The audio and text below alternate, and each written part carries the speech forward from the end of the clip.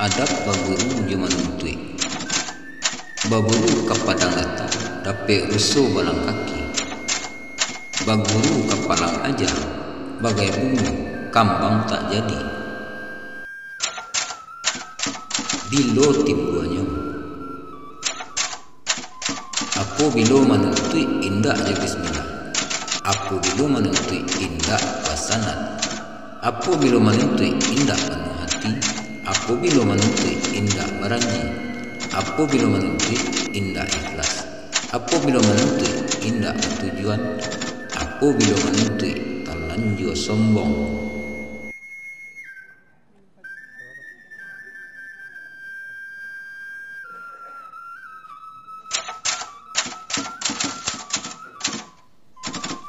Padu akhirnya picayo lai bana indah. Rumah siap kok toh kok berbunyi. Itulah adab baburu je manuntut. Jangan sampai rumah siap toko berbunyi.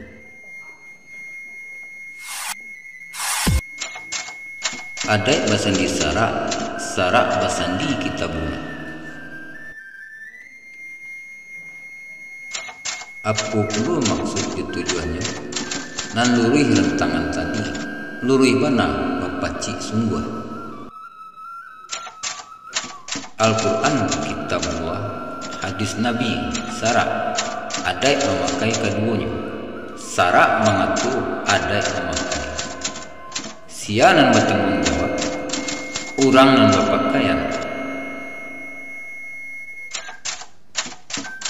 Diam itu ulu bicara, tanam itu seribu akal. Kalau nak tahu tunggu nantiku, kuai baburu rajin belajar.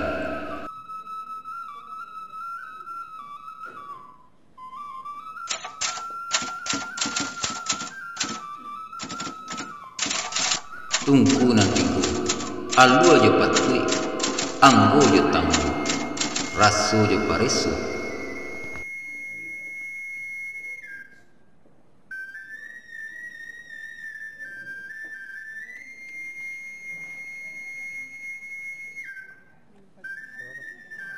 Sia orangnya, tungku nanti gua terdiri dari alim ulama, niniak mama, jadiak, yo pandai.